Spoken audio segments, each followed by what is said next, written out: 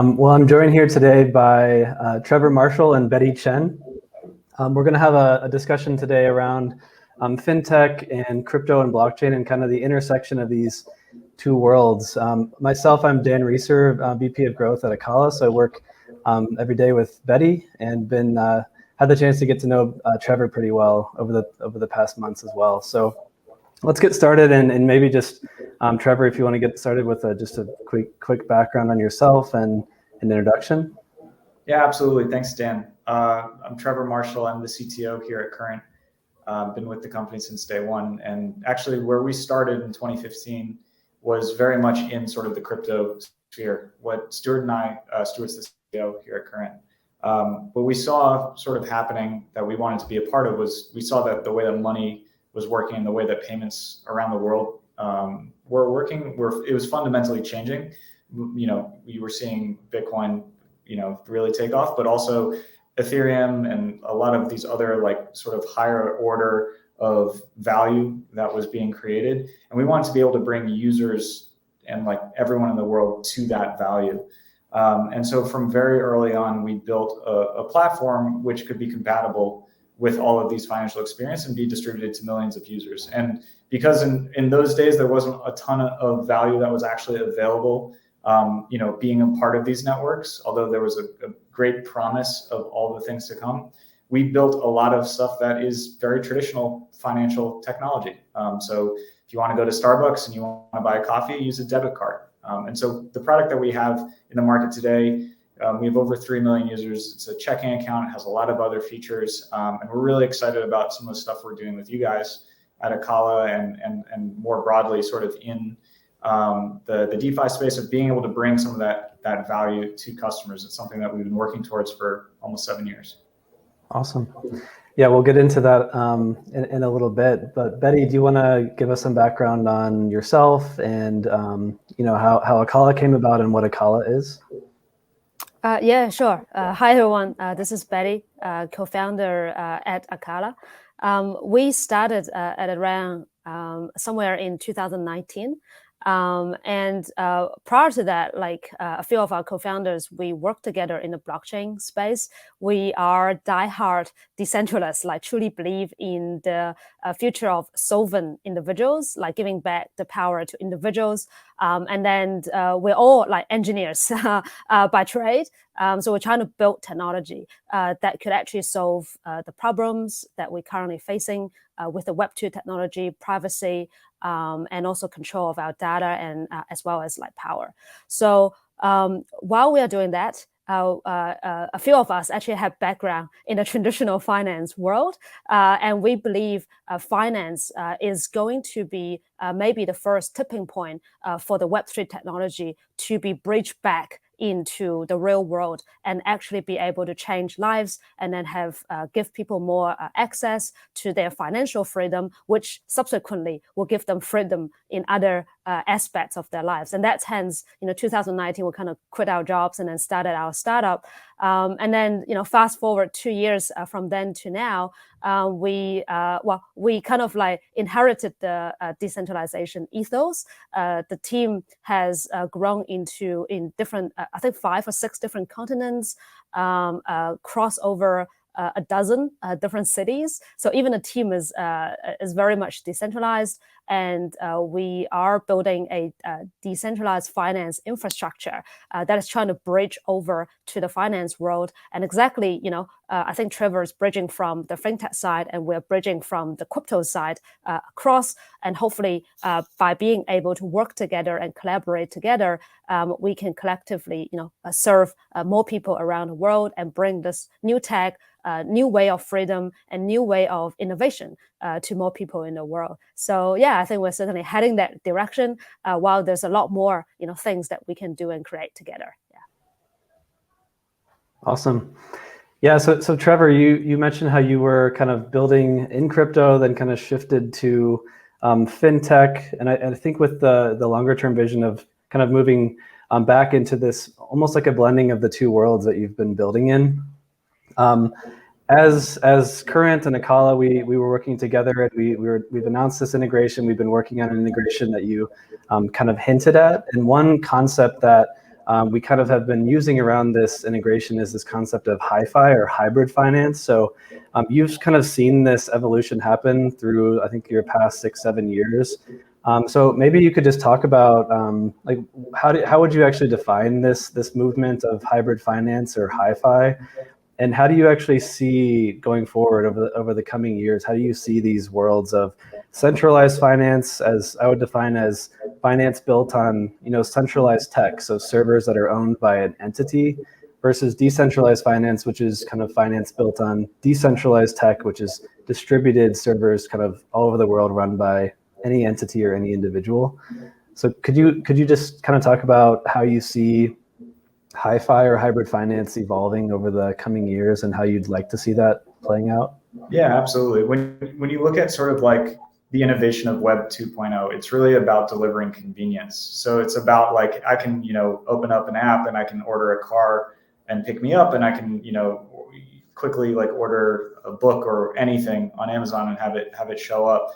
And one of the things that was really a big need to be met for banking services was bringing that convenience to everyone. And that's really like when we look at sort of what our trajectory has been and what our success so far has been about delivering the convenience of onboarding folks into financial systems that they may not have had access to, and certainly did not have convenient access to. And our technology was able to enable that where it previously was not possible.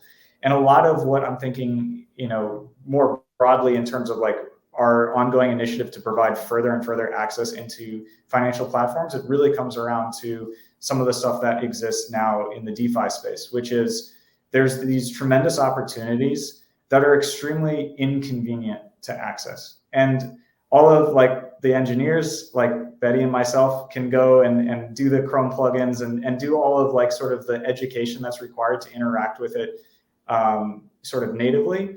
But that's not the reality. Like that expectation should not be the reality for most people, because these are quite difficult concepts. These are quite difficult things to execute, and the consequences of getting it wrong are fairly severe. And so really when I look at like the role of hybrid finance, it's really about how do you bring that convenience of Web 2 into the value of Web 3 and sort of what is actually available out in the world. So that's what I get most excited about. And that has been sort of, when you think about like fintech versus, this is all in my view, financial technology. It's just, there's different sort of substrates that we're working with here. And our role right now is to be able to make those bridges. Yeah, Bette, do you have any thoughts on that? How do you kind of envision or even hope to see hybrid finance be built out over the next few years?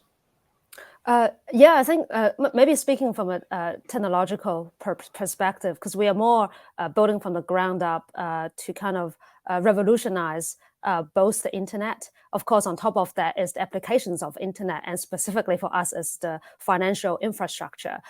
So how I see it is it's going to that trajectory that we are going to probably reinvent and also probably replace a lot of the legacy infrastructure that's been used in the financial world for a very, very long time and hasn't been changed very much to today. However, by changing the systems, changing the technology, does not mean we change or replace completely the agents or agencies that is going to deliver experiences as well as deliver the convenience, as Trevor kind of coined it. So how I see it is, as innovators in the space from the crypto side, we are building that internet infrastructure that's Web3 based, and then we're also building the specialized financial infrastructure that is decentralized by nature. However, in order to deliver those decentralized opportunities as well as applications to the everyday user, my mom and dad, right? And that requires the convenience element and also the better or the best user experience that folks not only are familiar with today, but probably even better as we can actually connect the dots and build a bridge from this side towards the crypto side towards the fintech and everyday user side. So I think if you look at how we are coming together. I think Trevor's coming from a top-down perspective, and we're coming from a bottom-up perspective, so we can actually kind of integrate and deliver the end-to-end experience together to actually serve everybody. So yeah, it takes more than, I think, one person, one team to are able to kind of like making a change in the world. So yeah. Yeah. Cool. So we've kind of gone through what Current is. It's a fintech company based in the US, primarily savings accounts for people over the past, I think, 5 or so years. And then Bette was mentioning that Acala is more of a kind of a low-level infrastructure, building kind of a blockchain platform, customized and specifically built for DeFi applications. So we've got kind of the background on both, and you guys have kind of laid the framework and the groundwork for this hybrid finance world. So maybe, Trevor, do you want to get into a little specifics for the people watching around from the top-down approach from Current and bottom-up from Acala? What does that look like when we actually meet in the middle and build something together? Yeah, 100%. And there's a couple of like the strategy that we've been taking on. Well, A is philosophical. From the very beginning, the way that our business model works is independent from the way that the actual financial infrastructure needs to work. So we're delivering sort of a consistent user experience, but we work with partner banks. We're not a bank ourselves. And the way that sort of our whole core banking platform works is it can be adaptable to different types of financial backends, including like moving funds into an Acala contract to earn yield and things like that. We can facilitate those transitions on the customer's behalf, but very much like with the customer's discretion. And we act as a technology provider sort of in the whole ecosystem. There's a couple of different ways besides sort of the partnership that we have in terms of like, I would say what we're doing with Acala is very much product building. We're co-designing the contracts that we want to be able to move customer balances into. It's basically to the specification that we need, which have certain properties like, expectations around fixed returns, sort of dollar stability. So there may not be so much price volatility, but then further products that may involve some exposure to, crypto assets or things like that. There's a lot of exciting stuff that we're sort of planning and working towards. But Current itself is also doing the work of establishing network authority. So as an example, we have, validators in the active set on Polkadot. We have our Karura validators up, and our Acala validators coming soon as mainnet launches. And the reason for that is, in the sort of less trusted world of delegated proof of stake and alternative consensus mechanisms, there is a role for a certain amount of trust to come into that ecosystem. I think Gavin's like, it's not no trust, it's less trust.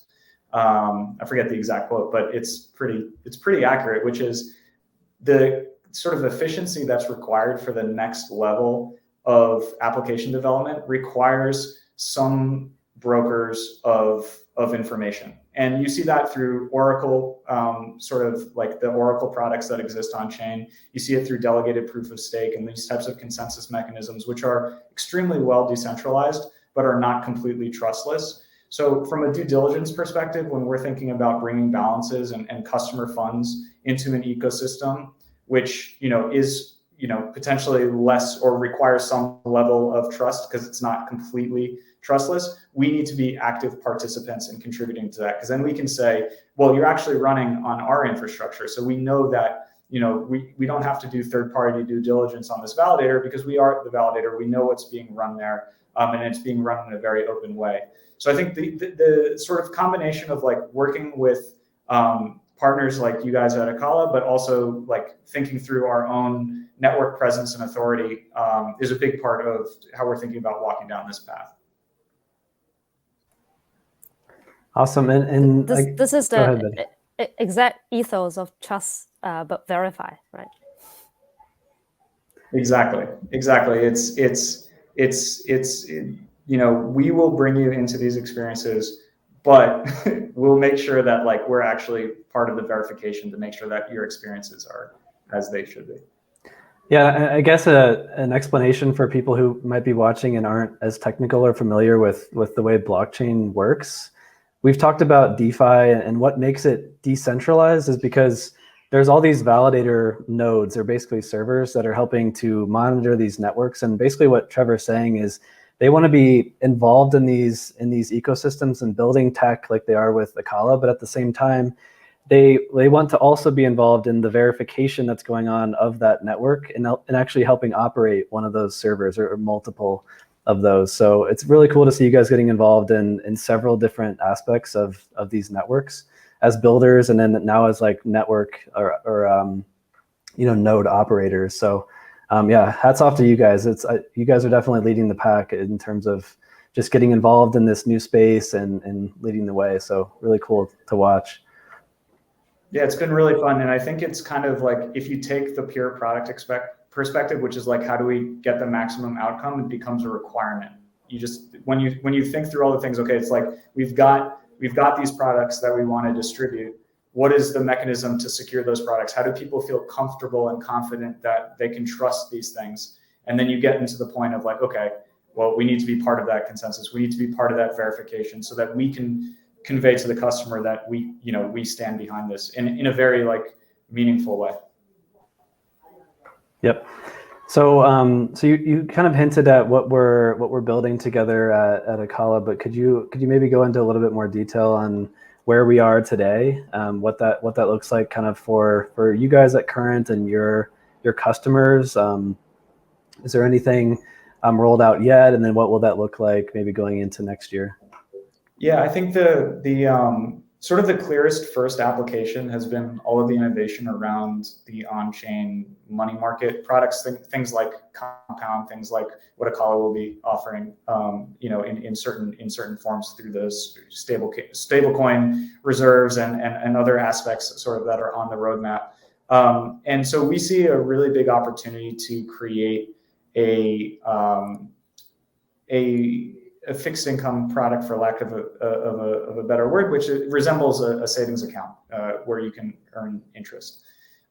We're doing that today in a sort of extended beta where we're providing sort of full funding of the interest to the customers, but then we're also deploying our own balance sheet onto these different protocols. And so it's giving us this period of being able to deploy our own capital and earn, go and actually earn these yield opportunities. But that functions as a diligence process because ultimately we need to bring balances on chain. It's the only way I think it's the only clear path from sort of both a regulatory perspective and just like a functional flow of funds perspective, where we have to be able to say a customer balance turns into a balance that is on chain, and you can trace the whole thing, and it's fully customer initiated and controlled. That sovereignty and sort of that control is critical to not only the value that we can deliver to customers, but also like the regulatory framework that it needs to work within. And we have to sort of like completely respect that when you're creating this bridge from the traditional to the decentralized, like you have to respect the full regulatory framework that involves with being in sort of that traditional space. And to be honest, what's coming for the decentralized space eventually. So Bette, I wanted to turn it over to you. So Trevor's mentioned a lot of what we're building together. So this fintech integration, providing yield from Acala, but from the Acala side, obviously kind of infrastructure providers. I guess where are we today in terms of that integration? How do you see this looking maybe a year or two from now, where we have kind of a couple groups of users, like there's the traditional kind of DeFi crypto native users that will be using these protocols in the way that Trevor was saying. They're using Chrome extensions and using public and private keys. That's one segment, but then the other is people like Current, where there's these fintech companies that are looking to have kind of a back-end DeFi integration. So what goes into that? What do we need in order to make that happen? And how do you see this looking maybe next year? Yeah, for sure. So for Acala, I think we are a couple of have a couple of different fronts, right? So the first one is we, as an infrastructure builder, we provide the most basic primitives to unleash the liquidity, unleash the sort of the economic engine, so that those new opportunity can be created on our platform. So on the very base layer, we have a algorithmic over-collateralized stablecoin, and that's backed by multiple digital assets on chain, including DOT, Bitcoin, and other type of asset classes, and that's cross-chain by nature. And then on top of that, there's this new economy of staking economy that provides a stable and also continuous yield opportunity for everyone who's providing that security or validation services to the blockchain, right? So, and we are able to, through a liquid staking process, so that's through our LDAO and LKSM liquid staking protocol, that are able to unleash the liquidity of those assets, and that can be subsequently used by other protocols or other collaborators to build yield products on top of that. And then the third thing that we have is a unified liquidity pool. And that basically is where the specialization comes in, is being able to building all of these primitives at a blockchain level that allows us to create a user experience, like you can pay transaction fees in any sort of currencies you want, like you can pay fees or settle in dollars if that's your preferred. And in the future, there will be multiple different currencies available, whether it's euro or others, and you can also settle in those currencies if that's what's required or convenient for whatever requirement. And the sort of the philosophical thinking about this is, even though this is a very tiny and small innovation in a larger sense, but we believe that specialization trumps generalization. I think we've kind of like passed the era of generalization platforms in the blockchain world.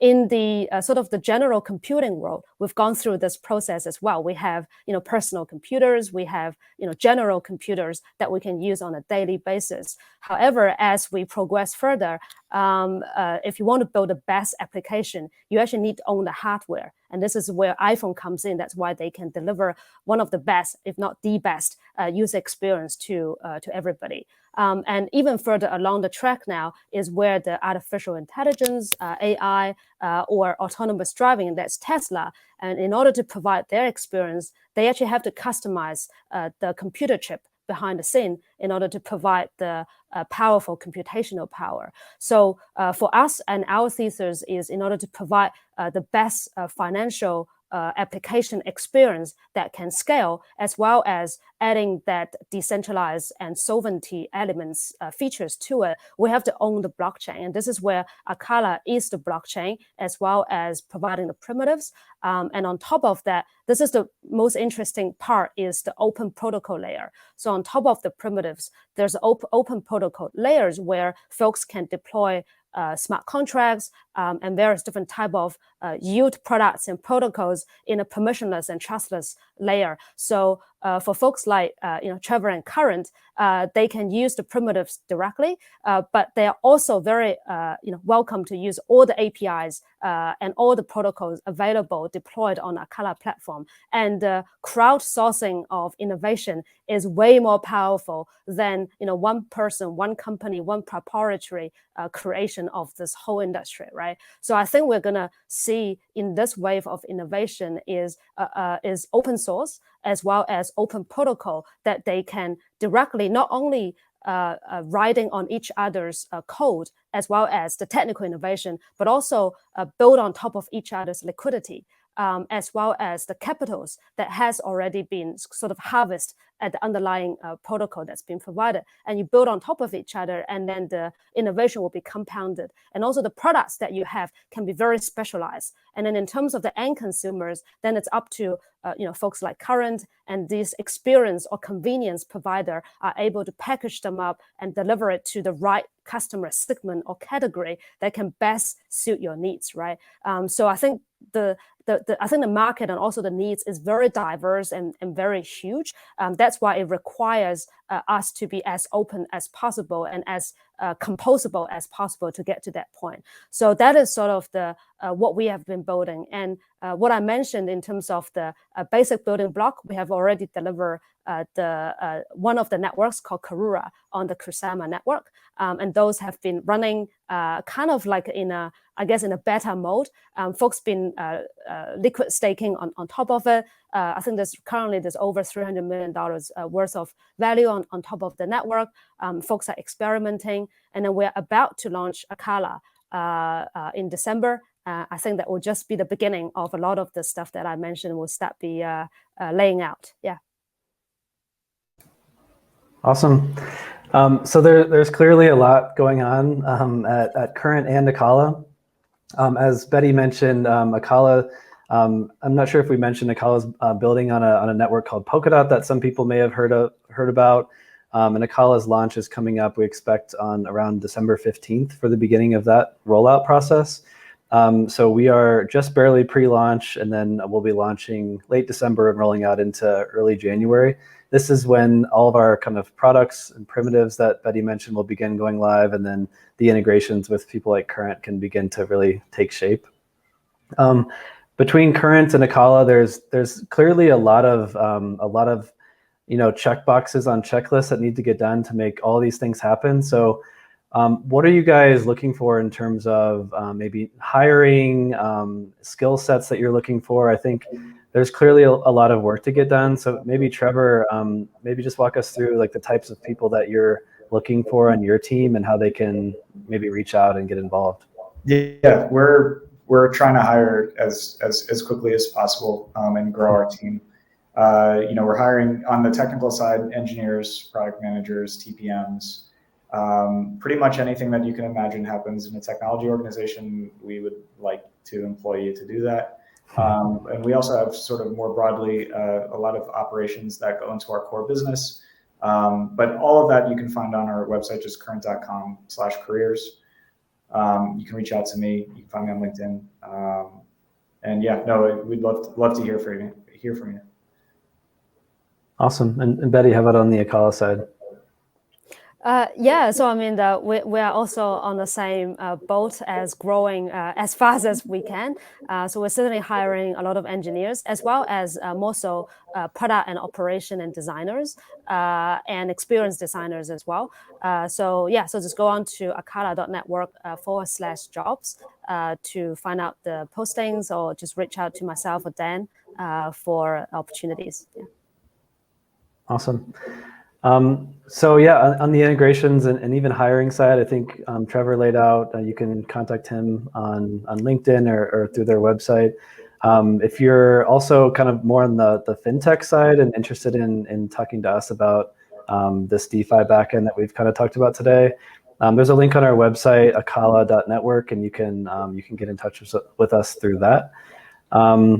Besides that, any other closing comments from you guys, Trevor or Bette? Maybe ways for people to follow you or get involved. Any closing words? Well, I guess one closing thought, just that, because I wanted to say it before I forgot it, but what Bette was saying about the composability and the fact that like the innovation will ride off the back of this open source sort of wave, like that is the reason why we're working so hard to deliver this, because there's like everything you contribute to these open networks exponentially increases the value of the network. So just by the nature of being able to bring people there as quickly as we can, they'll have the most upside in terms of as the value of the network increases, they will benefit from all of the innovation that teams like you guys are building. So yeah, I'm just very excited about sort of this next wave of financial applications. Yeah, I think for me, it's like, regardless how hype you think DeFi or crypto or blockchain is currently at, we are very, very early. We're pretty much building just this little dot on this entire screen. So we are very, very early in terms of everything. So yeah, I mean, and also this wave of innovation is everyone can take part. and if you take part, you also take ownership of what you are taking part in innovating. So I think if you do want to kind of like change the status quo in any way, and want to take ownership and want to build new stuff, do come and join us. Whether you're joining from the fintech side or joining from the crypto side, we're all moving towards the same direction. And I think it's going to be a lot of interesting work and a lot of creative work. So so I just like encourage everyone to come and learn. And also this time is very different. Everything is almost like open source, right? So you can almost learn everything online and reach people very easily, and build together. And then it's going to be really cool. So. Awesome. So I've really enjoyed the conversation. We had Trevor, CTO of Current, and Bette Chen, the co-founder of Acala. Thanks everybody for watching. Awesome. Thank you. Thank you.